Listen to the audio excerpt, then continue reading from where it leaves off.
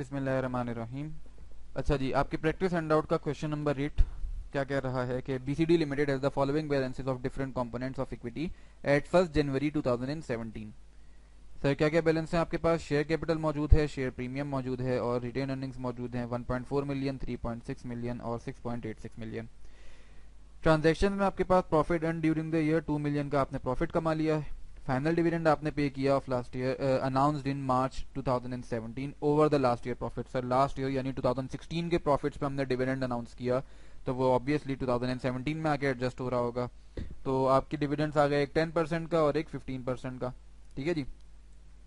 अच्छा, फिर उसके बाद क्या बोल रहा है कि इंटरिम डिविडेंड हमने अनाउंस किया सितंबर में। इंटरिम डिविडेंड करंट ईयर के प्रॉफिट्स पे अनाउंस किया जाता है, करंट ईयर की वर्किंग पे अनाउंस किया जाता है। तो 20% ये और 20% ये दोनों के दोनों 2017 की में ही एडजस्ट हो रहे होंगे। ठीक है जी। रिक्वायरमेंट में है कि prepare a statement of changes in equity for the year ended 31 दिसंबर 2017। बना लेते हैं सर, हमें बनाना है बीसीडी लिमिटेड के लिए statement of changes in equity for the year ended 31st December 2017। Sir आपके पास अकाउंट्स कौन कौन से हैं? पहला अकाउंट है आपके पास शेयर कैपिटल का, दूसरा अकाउंट है आपके पास शेयर प्रीमियम का,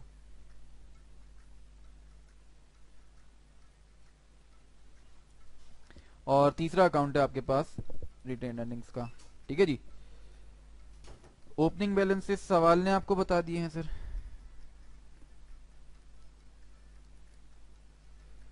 3 मिलियन, 1.4 मिलियन, 3.6 मिलियन और 6.86 मिलियन। तो 1.4 मिलियन यहाँ पे आ गया शेयर कैपिटल में, 3.6 मिलियन और 6.86 मिलियन। ठीक है जी। सबसे पहली चीज क्या लिखते हैं सर? सबसे पहली चीज टोटल कॉम्प्रिहेंसिव इनकम। आपने प्रॉफिट कमाया है सर साल के दौरान? हाँ सर, हमने प्रॉफिट कमाया है। Profit for the year 2 million का आपने साल के दरमियान में प्रॉफिट कमाया था, तो ये 2 मिलियन आपने रिटेन अर्निंग्स में ऐड कर दिए। ठीक है जी। इसके बाद आ गई बारी किसकी sir? Transaction with share holders.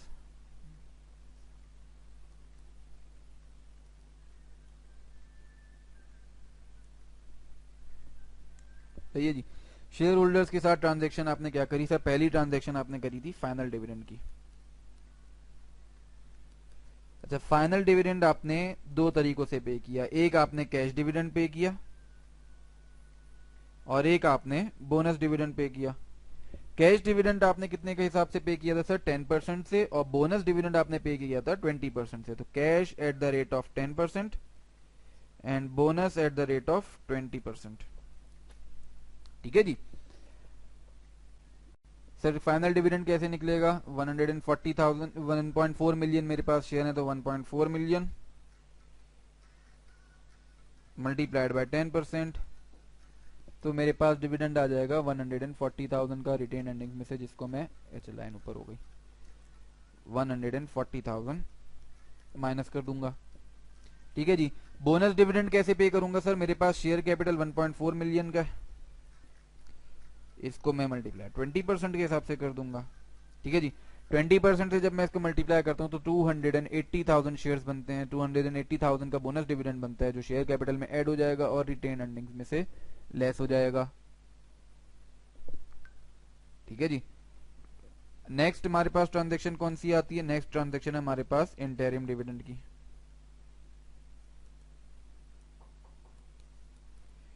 Interim dividend भी हमने दो तरीकों से पे किया था, एक हमने कैश डिविडेंड पे किया है और एक बोनस पे किया है।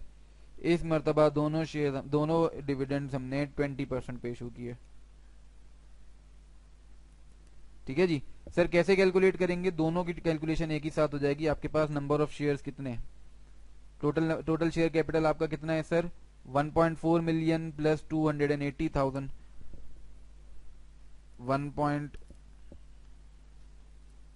1.4 मिलियन प्लस 280,000, इसको मैं मल्टीप्लाई कर दूं अगर 20% से, तो मेरे पास अपना इंटरिम डिविडेंड आ जाएगा तो सर मेरे पास जो फिगर आती है, अगर मैं फाइनल डिविडेंड के लिए चेक करूं तो 336,000 मेरी फाइनल डिविडेंड पे होगा, ये यहाँ से माइनस हो जाएगा। और यही 336 मेरा बोनस के तौर पे भी पे हो रहा होगा, ये शेयर रिटेन अर्निंग में से माइनस और शेयर कैपिटल में ऐड हो जाएगा। ठीक है जी, इनको मैं टोटल कर लेता हूँ।